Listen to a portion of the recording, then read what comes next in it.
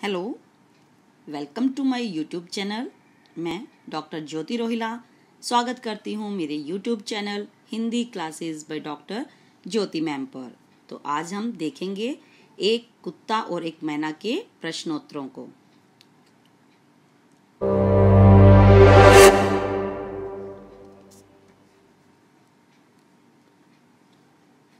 तो स्वागत करती हूँ मेरे यूट्यूब चैनल पर।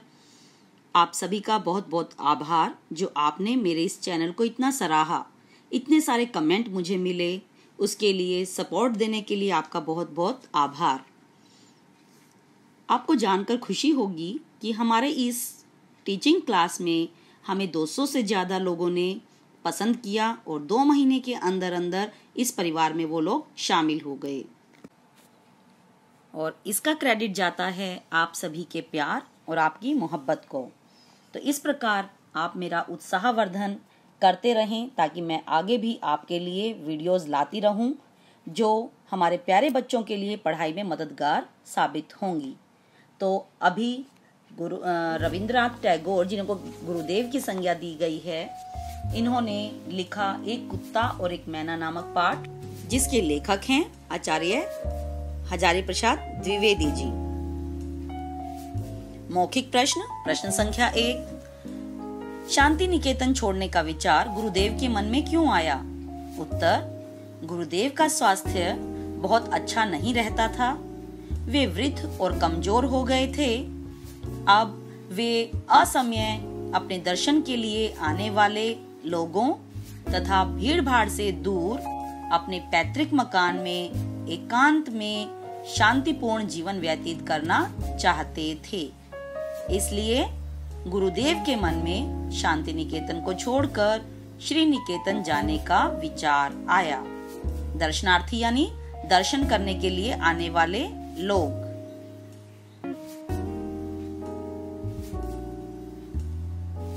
प्रश्न संख्या 2। गुरुदेव लेखक को देखते ही मुस्कुराकर पूछते, दर्शनार्थी हैं क्या? इससे गुरुदेव के स्वभाव की कौन सी विशेषता प्रकट होती है? उत्तर, गुरुदेव शांति निकेतन छोड़कर अपने पैतृक मकान श्री निकेतन में एकांत में विश्राम करना चाहते थे, क्योंकि दर्शनार्थी उन्हें शांति निकेतन में आराम नहीं करने दे रहे थे। अतः एक दिन जब लेखक ने भी सपरिवार उनके दर्शन करने चाहे, तब लेखक को देखते ही गुरुदेव बोले कि उनके साथ दर्शनार्थी भी हैं क्या? इससे पता चलता है कि दर्शनार्थियों के समय कुसमय आ जाने के कारण वे परेशान हो जाते थे। कुसमय यानी किसी भी समय पर आ जाते थे, इसमें कु उपसर्ग है।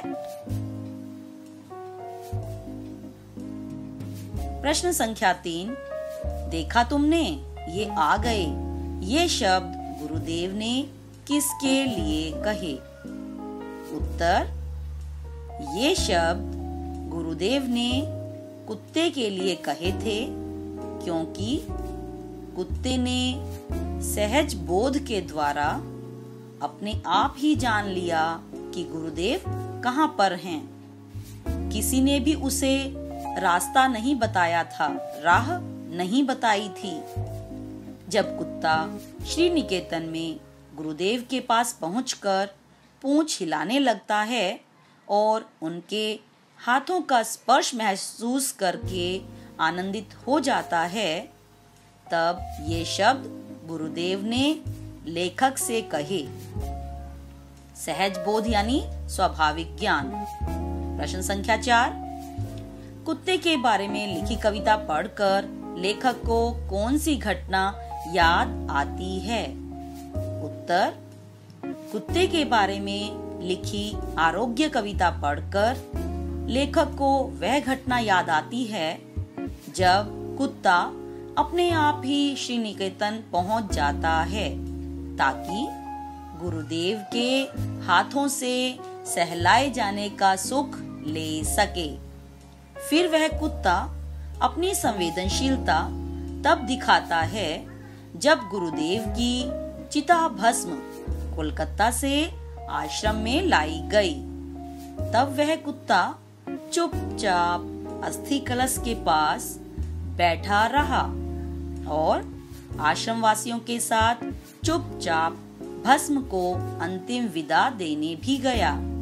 यहाँ गुरुदेव के प्रति कुत्ते की संवेदनशीलता और सहज बोध को दिखाया गया है। कुत्ते और गुरुदेव रविंद्रनाथ टैगोर में आत्मीय संबंध बन चुके थे। दोनों एक दूसरे का संग पाकर खुश होते थे। प्रश्न संख्या 5, मैना के मुख पर छाए करुण भाव के बारे में लेखक ने क्या अनुमान लगाया? उत्तर, मैना के मुख पर छाए करुण भाव के बारे में लेखक ने यह अनुमान लगाया कि शायद वह विधुर पति था, यानी जिसकी पत्नी मर गई हो, या वह विधवा पत्नी थी जिसका पति मर गया हो, जो किसी बिडाल यानी जंगली बिल्ले के आक्रमण के कारण अकेली रह गई थी।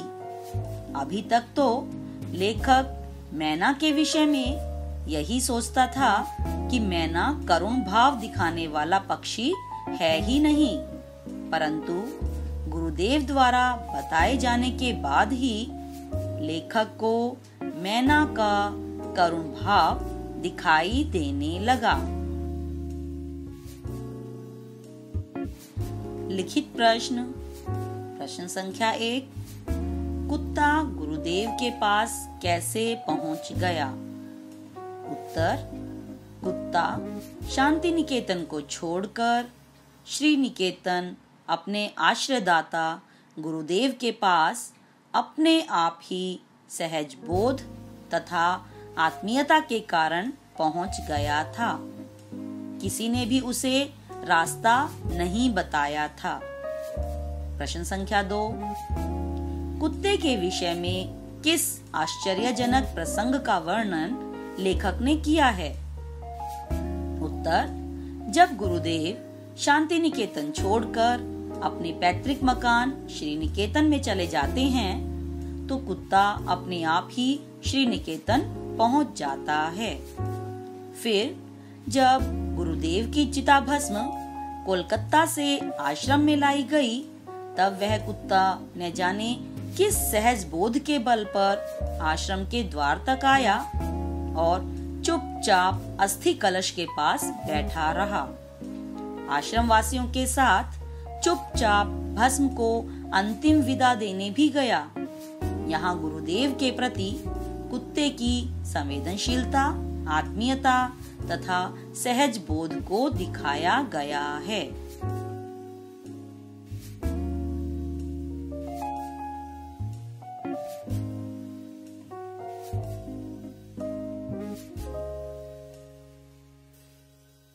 प्रश्न संख्या 3, कविवर रविंद्र द्वारा लिखित कुत्ते से संबंधित कविता का भाव क्या था?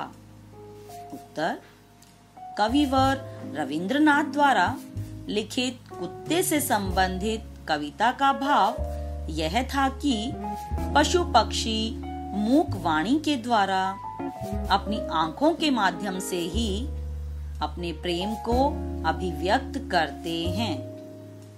गुरुदेव रविंद्रनाथ टैगोर अपने कुत्ते को देखकर कहते हैं कि इसे किसी ने नहीं बताया कि मैं यहाँ पर हूँ, परंतु फिर भी प्रेमवश यह मेरे पास पहुँच गया है। गुरुदेव तथा उनके कुत्ते दोनों को ही एक दूसरे का संग तथा प्रेम बहुत पसंद आता था। गुरुदेव रविंद्रनाथ टैगोर हमेशा पशु पक्षियों के प्रति बहुत करुणाशील रहते थे। प्रश्न संख्या 4, मैना दंपत्ति अपना घोंसला बनाने के लिए क्या क्या करते थे? उत्तर, मैना दंपत्ति अपना घोंसला बनाने के लिए घास के तिनकों तथा चीथड़ों यानी फटे पुराने कपड़े के टुकड़ों का ढेर लगा देते थे। जब कभी लेखक ईंटों से अपने मकान की दीवारों के सुराखों को भर देते थे, तो मैना दंपत्ति सुराखों के पास बची खाली जगह का भी उपयोग करके घोंसला बना लेते थे।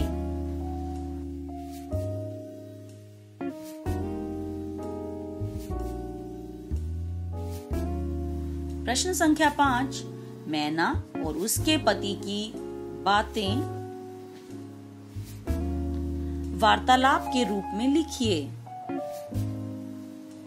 लेखक के अनुसार मैना और उसके पति के बीच कुछ इस तरह की बातें हुई होंगी। पत्नी: ये लोग यहाँ कैसे आ गए जी? पति: ओह, बेचारे आ गए हैं तो रह जाने दो ना, क्या कर लेंगे? पत्नी: लेकिन फिर भी इनको इतना ख्याल होना चाहिए कि यह हमारा प्राइवेट घर है। पति: आदमी जो हैं, इतनी अकल कहाँ है इन्हें? पत्नी: जाने भी दो अब। पति: और क्या?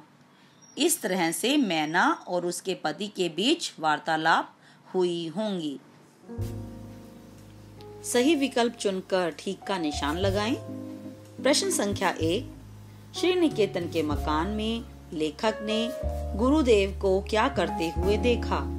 उत्तर: अस्तगामी सूर्य को देखते हुए, यानी सनसेट देखते हुए।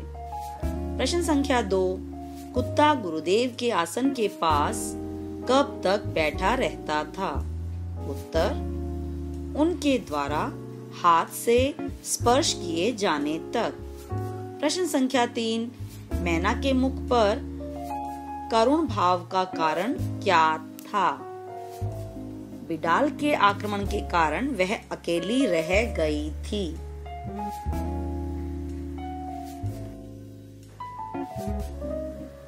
मूल्यपरक प्रश्न।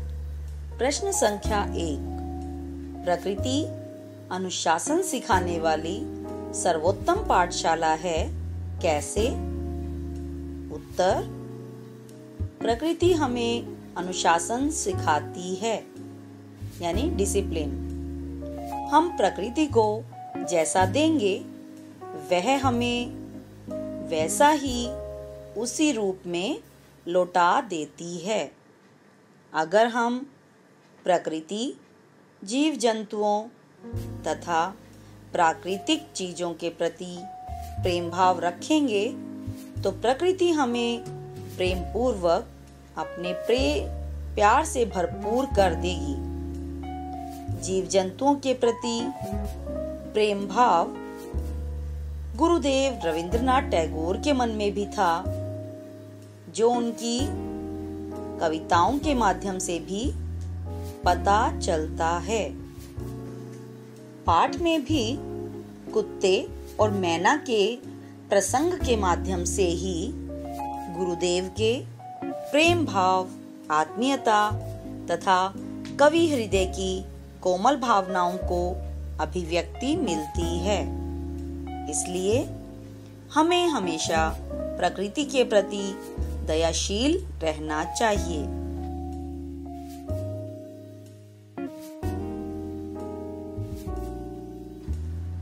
धन्यवाद। आशा करती हूँ आपको मेरी ये वीडियो पसंद आई होगी।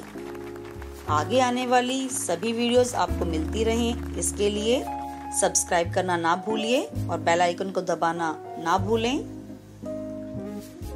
आपके कमेंट और आपका सपोर्ट मुझे नई वीडियोस बनाने के लिए हमेशा प्रोत्साहित करता रहता है, इसलिए आप अपने कमेंट डालना ना भूलें।